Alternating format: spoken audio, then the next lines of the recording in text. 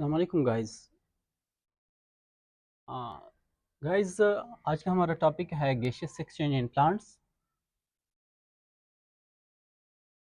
तो gaseous exchange mostly पौधों की जो सब हिस्से हैं, जो कि लीव्स हैं, ज़्यादातर उसके ज़रिए से वाक़या होता है। और वो जो लीव्स हैं, पत्ते जो हैं, उसके मोस्टली लोअर एपिडर्मिस के ऊपर छोटे पोर्स होते हैं, छोटी सुराखें होती हैं, जिसको स्टोमेटा कहते हैं, और उसका सिंगुलर स्टोमा है। हर एक स्टोमेटा दो गार्ड सेल से बना होता है, जो कि दो गार्ड सेल्स आप देख रहे हैं, लोबिया की शेप की या किडनी शेप आप कह दें। तो ये जो अंदर की जो सुराख बनी है, टू गार्ड सेल्स ने जो सराउंड किया है, ये दो गार्ड सेल्स हैं। और इसके अंदर जो सुराख बनी है, इसको हम क्या कहते हैं? स्टोमा। और इसका प्लूरल होगा स्टोमेटा। तो गैसेस एक्सचेंज दिन को भी होता है और रात को भी होता है। तो यहाँ से हमने इस लाइन के जरिए से सेपरेट किया है। दिन का मंजर हमने बनाया हुआ है, जो कि हमने सन बनाया हुआ है, सूरज। दूसरी तरफ हमने चांद और तारे बनाए हुए हैं। इसका मतलब it means it's the day time and it is the night time. तो गाइस, दिन के वक्त फोटोसिंथेसिस और रिस्पायरेशन दोनों वाक़या होते हैं।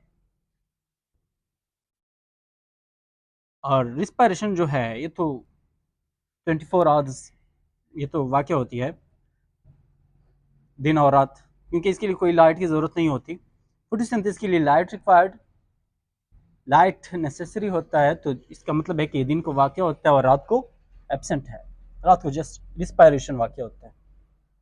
तो फोटोसिंथेसिस में कार्बन डाइऑक्साइड रिक्वायर होता है पौधों को, जो कि वो एब्जॉर्ब करता है स्टोमेटा के ज़रिए से। और एक कार्बन डाइऑक्साइड दिन में जो ग्लूकोज की ब्रेकडाउन से, ऑक्सीजन की मौजूदगी में ग्लूकोज की ब्रेकडाउन से as a product carbon dioxide बनता है। एक वो कार्बन डाइऑक्साइड पौधा खुद इस्तेमाल कर रहा है, लेकिन ये इस फोटोसिंथेसिस के लिए कम पड़ रहा है। अब फोटोसिंथेसिस को कार्बन डाइऑक्साइड कंप्लीट करने के लिए ये अपने सराउंडिंग से, अपने माहौल से भी स्टोमेटा के जरिए से एब्जॉर्ब कर रहा है। तो ये वही कार्बन डाइऑक्साइड है जो कि पौधे अपनी सराउंडिंग से दिन के वक्त, अपने माहौल से दिन के वक्त क्या कर रहे हैं? स्टोमेटा के जरिए से एब्जॉर्ब कर रहे हैं। और आपको तो पता है कि जड़ों के जरिए से पानी जज़ब होता है और जाइलम के जरिए से ऊपर जाता है। तो दिन के वक्त फोटोसिंथेसिस, कार्बन डाइऑक्साइड और वाटर आपस में मिलते हैं सनलाइट और क्लोरोफिल की मौजूदगी में, ग्लूकोज बनता है और ऑक्सीजन बनता है।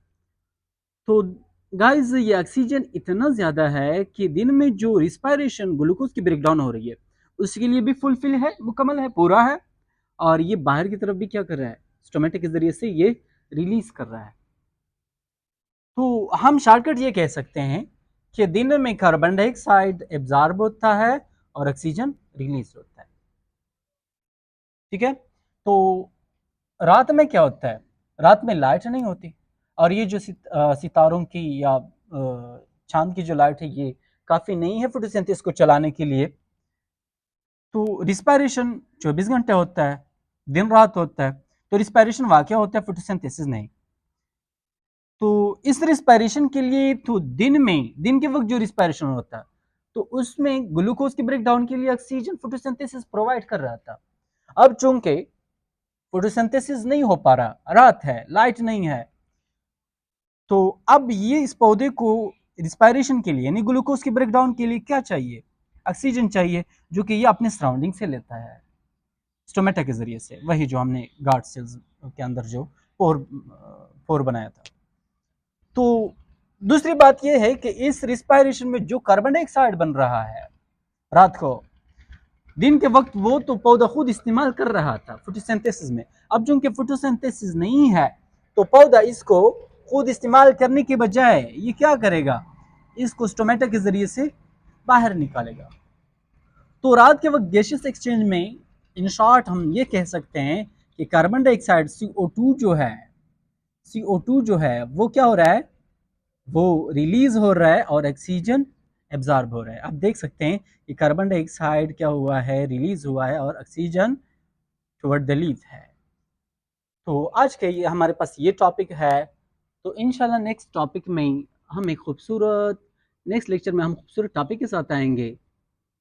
तो अगर टॉपिक पसंद आया हो तो चैनल को सब्सक्राइब करें।